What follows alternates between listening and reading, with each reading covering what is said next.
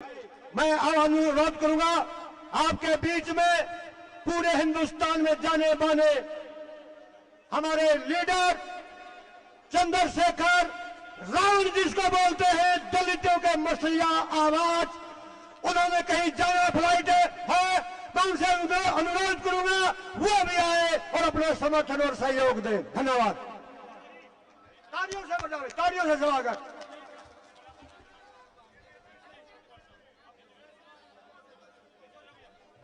बहुत बहुत धन्यवाद।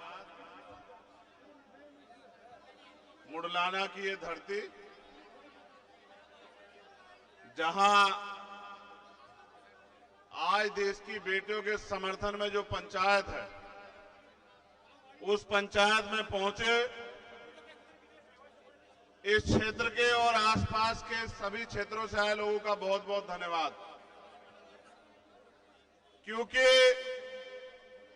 ये हक हकूक की और पगड़ी की लड़ाई है, तो मैं इस मंच का और इस मंच के जो आयोजक हैं, जिन्होंने मुझे और इस मंच पर उपस्थित सभी साथियों को यहां बुलाने का प्रयास किया, हमारे भाई जयंत चौधरी जी, हमारे गवर्नर साहब सतपाल मलिक जी, गुरनाम सिंह चड़ूनी जी, भाई पुष्पेंद्र जी, भाई सतपाल मलिक जी, सतपाल चौधरी जी और कमल बराड़ा जी जो हमारे साथ चल के आए, हमारी बहन सुमन हुड्डा जी जो आज इस मंच की शोभा बढ़ा रहे हैं, और हमारे ओलंपियक भाई बजरंग पुनिया जो यहां हमारे बीच उपस्थित हैं। क्योंकि मुझे जाना है, मेरे पास आजमगढ़ में एक प्रोग्राम है, मगर मेरी दिली इच्छा थी कि जहां अन्याय के खिलाफ बिगुल बजेगा, मैं उस लड़ाई को मजबूत करने के लिए आऊंगा। तो मैं आप यहां सबको नमस्कार करता हूं, जय भीम करता हूं। इसलिए करता हूं कि जहां एक तरफ देश की केंद्र की सरकार और जहां सभी प्रदेशों में भारतीय जनता पार्टी की सरकार है, वो इस अन्याय के समर्थन में खड़ी है, वहीं इस देश की किसान कमेरी कौम जो हमेशा से अन्याय के, चाहे वो अंग्रेजों का अन्याय हो या किसी और का अन्याय हो, जिन्होंने हमेशा मुकाबला किया, उन कौमों ने फिर मान सम्मान और पगड़ी की इस लड़ाई में आवाज दी है। उस लड़ाई को मजबूत करने की जिम्मेदारी हम सबकी है। मैं यहां मंच पर और मंच के सामने आसपास के माहौल को भी देख रहा हूं। बहुत गुस्सा है लोगों के अंदर, बहुत तकलीफ है लोगों के अंदर। अगर आज ऐलान हो जाए तो दिल्ली में बैठे बादशाह को यह खबर लग जाएगी कि कुछ ही घंटों में जो है सारे बॉर्डर सील करने पड़ेंगे। ये ताकत है किसान कमेरों की। लेकिन सवाल यह है कि आज मुकाबला किससे है और आज हालात क्या है, इसको भी समझना और देखना पड़ेगा। अगर मुकाबला उन लोगों से होता जिनमें चरित्र है, जिनका जमीर जिंदा है, जिनके अंदर इंसानियत है, तो मुझे लगता है उनसे मुकाबला करने के लिए पहलवान काफी थे। लेकिन मुकाबला उनसे है जो बहन बेटियों की आवाज को, इस अन्याय को दिल्ली की कुर्सी में बैठ के नहीं देख रहे हैं या देखना नहीं चाहते। मैं ना उनको ताकतवर मानता हूं और ना ही मैं ये मानता हूं कि उनके नेतृत्व में देश की बहन बेटियां सुरक्षित हैं।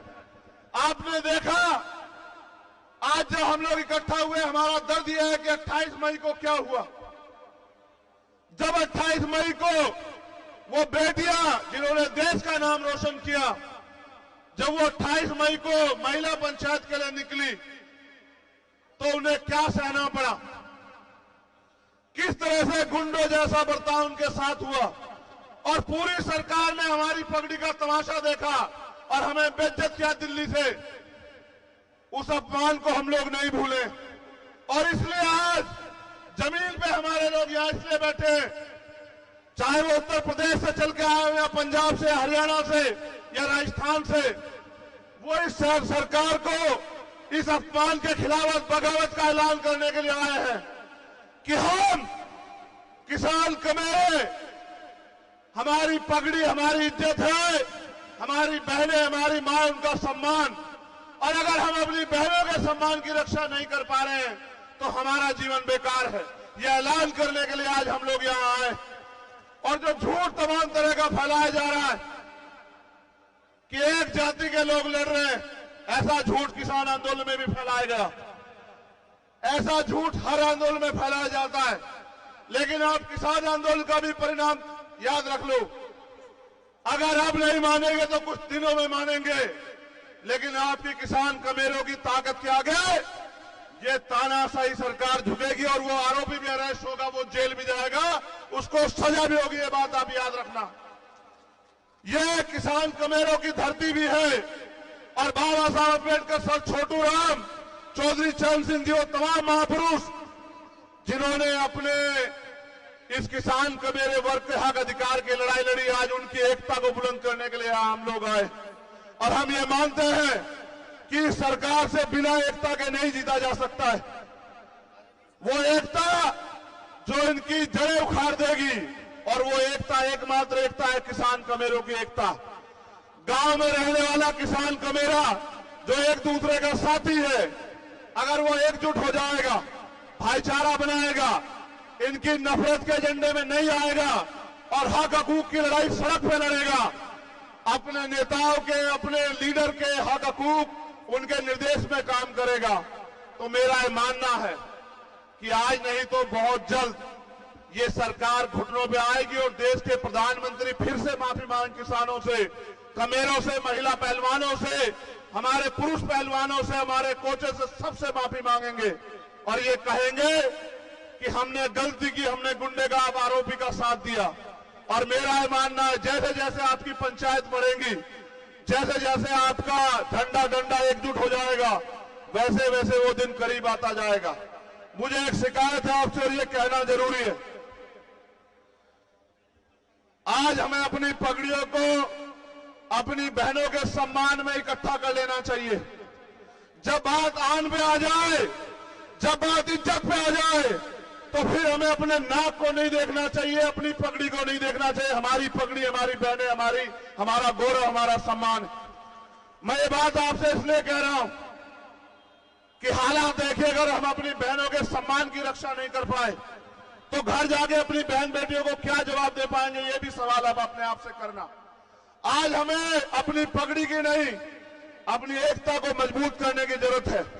हमें सर्वे सर्वा बनने की नहीं, हमें अपने हिस्से में इस जीत को लेने की नहीं। ये बहन बेटियां हमारी पहलवान जीते, उनके आंसुओं का मोल हो और फिर कोई ताकतवर हमारी पगड़ी से ना खेल पाए, इस बात का भी ध्यान रखना है, इस बात की भी इज्जत रखनी है। आज ये जिम्मेदारी हमारे कंधों पे है सब लोगों के। इसलिए मैं आपसे कहना चाहता हूं, अगर वाकई में जीतना है तो एकजुट होकर लड़ो। और हमारे पास गार्जियन के रूप में गवर्नर साहब बैठे हैं। 2-3 मसले जो उन्होंने उठा रखे हैं, चाहे वो पुलवामा का हो या किसानों के लिए एमएसपी की गारंटी का हो या मजदूरों के लिए न्यूनतम वेतन का हो, वो तभी कामयाब हो पाएगा जब हम इकट्ठे होकर इस लड़ाई को लड़ेंगे। वरना टुकड़ों में बट के हम कभी जीत नहीं सकते हैं।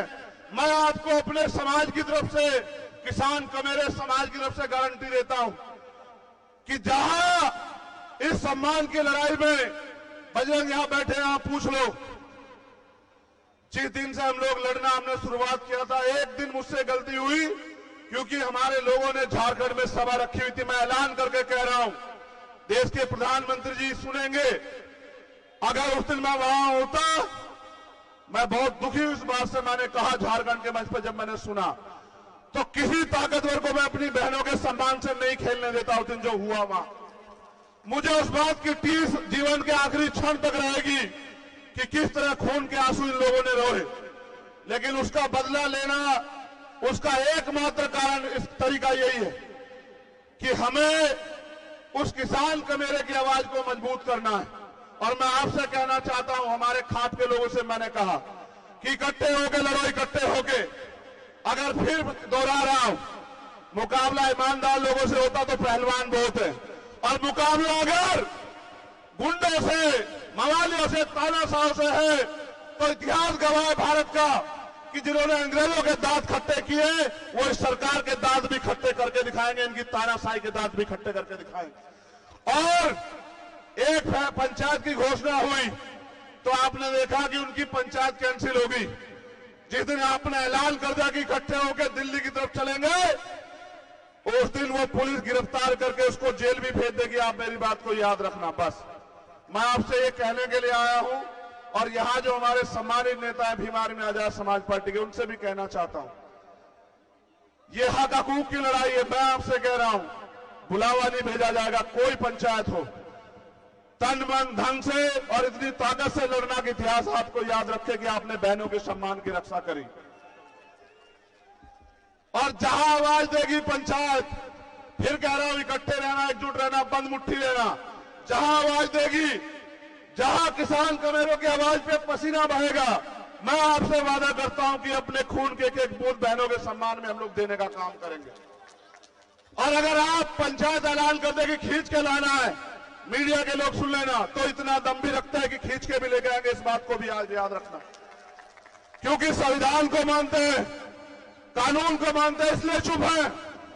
अगर संविधान कानून को ना मानते, किसी को इतनी इजाजत नहीं देते कि हमारी पगड़ी से खेल ले। वो बहनें हमारा गौरव थी, है और रहेगी। और उनकी तरफ, उनके सम्मान पे आग उठाने वाले याद रखें, सत्ता के दम पे ताकतवर हो, तुमसे सत्ता भी छीन लेंगे और तुम्हारा घमंड भी छीन लेंगे। याद रखना। बहुत बहुत धन्यवाद। जय जवान, जय किसान। हमारी एकता जिंदाबाद, किसान कमेरा जिंदाबाद।